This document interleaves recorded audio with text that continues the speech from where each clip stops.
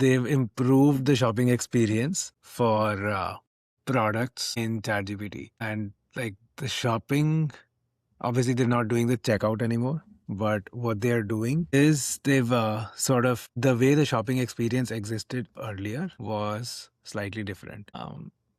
Earlier, if I was searching, if I was clicking a picture and just giving it to ChatGPT and asking for similar products, it had a certain way of answering. It's taking Shopify's structured attributes and just showing that in a nicer way. What is that nicer way? Like, okay, what is the fabric? What is the fit? What is the color? What is the print?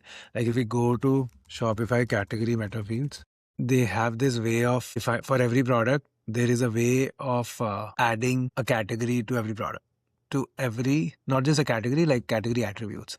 So if it is an apparel, in clothing, in the Shopify admin, we are able to see what all attributes exist. And what I'm seeing is this is sort of very much in sync with how Shopify is trying to position their products, which is quite cool. So anyway, so earlier they had this way, then they were showing the brands and the style, but now let's see what the difference is. It's explaining, then it's immediately, oh, nice. So it's immediately showing what kind of products are similar to this, which I will likely buy. It's showing me these, which is a little floralish, and explaining this a little bit, what the kind of product I was looking for. Okay. I don't know. Okay. So, wow. So it has immediately given me one brand, two brands that are most likely contenders for me to buy, which is interesting because in the earlier version, it was giving like 10 brands. I don't think that bias is more, uh, obviously it's driven by some data, but what it seems like is like this specific is more driven by the kind of product I was looking for. Like it's able to identify that this, my main reason to find this is floral and vibrant, and that's what it is picking. And it's then showing other versions as well, which is different. I think like in terms of discoverability and shopping, this is a nicer structure because it's sort of bucketed down into multiple sections, which is quite nice. And again, it really boils down to how well the product was structured. Like if this did not have floral information in in the product somewhere, which obviously for LLMs it has to be structured data, these products wouldn't be picked. Now it has some budget friendly options also. Okay, so that is quite cool. Nicer. Okay, so it's more luxury. So it's basically broken down everything by categories versus earlier where it was just showing it in one list, which didn't quite help earlier, and very cool. I think Claude does it the same way, not for shopping, but generally, like if you're sort of comparing other things, the first version it gives is very similar to this. So it seems like it's following a similar practice for shopping. I think like the products still have the same amount of context, just OpenAI is seeing it in a different way. In a different way, as in like if the product has all these category attributes defined, then it is able to read, and because now it is able to read, it can show it in whatever way it wants. But foundation is really the product feed. It seems like Target, Sephora, they have already implemented. And the best part that Shopify is actually done is that because they have the category attributes defined, so it's really up to the merchant how well they want their products to be structured. But Shopify is, because they are sort of working closely, they've opened it up. They've opened the feed with ChatGPT. So they are able to serve the products in a better way.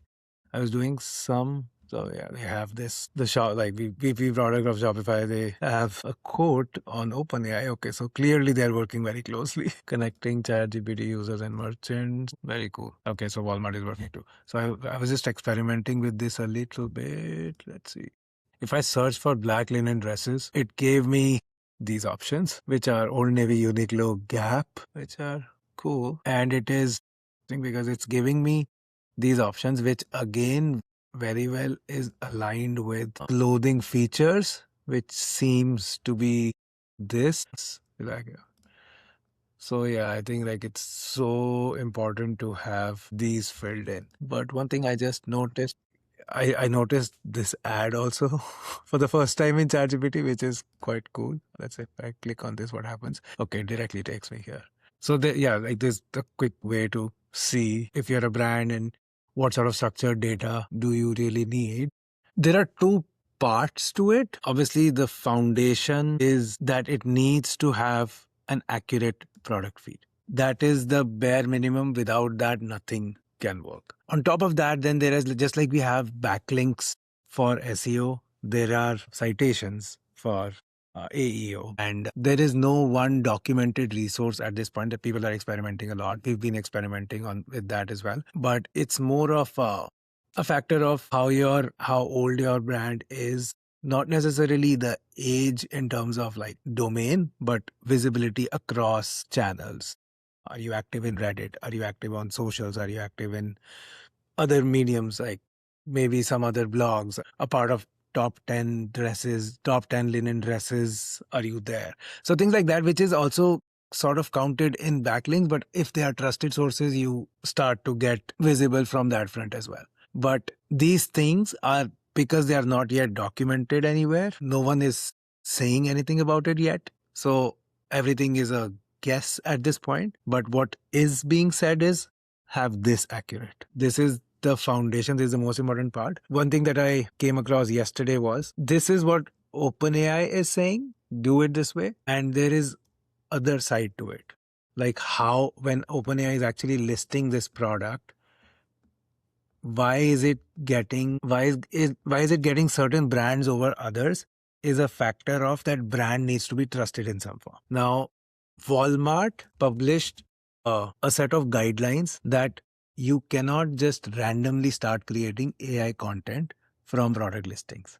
So I'll show you where that is. So what they've said is, a lot of especially on marketplaces, a lot of brands, what they do is, because most brands are selling similar, most sellers are selling similar products. Same headphones can be sold by multiple people. So what they do is, for the listing, they were just taking, like, a supplier would send them a picture.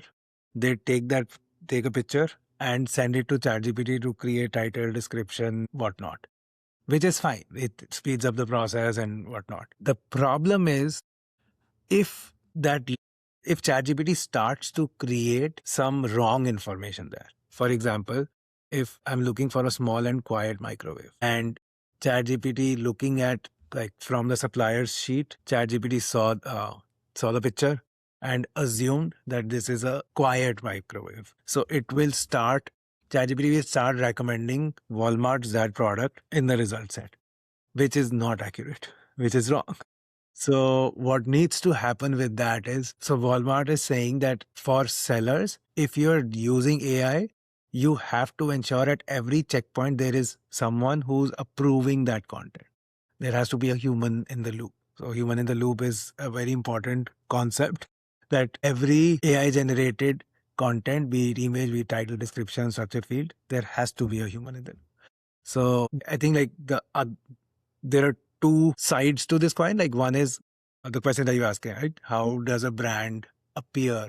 What do you need to do to be there? Having structured data is one thing, but having the right information is another. What it is really doing well is, it's making the discovery part really simple and contextual. Like with Google, we would search. The process was very linear. We would go open google.com, search for, I am looking for whatever, wireless headphones, get 20 results, click, go to website, click.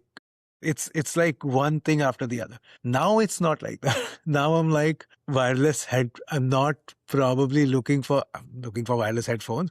I'm not going to Google, I'm going to ChatGPT more to figure out what I want. And because it knows so much about me, it knows that I am located in this place. So these are the stores near me, and I can just go and pick. It'll tell me that you don't need to order. It's available for pickup. So there is so much context, and it's refined it so much. So yeah, and we are in the change. We are a part of that. We are the shopping guinea pigs at this point. So it's an interesting time to be in.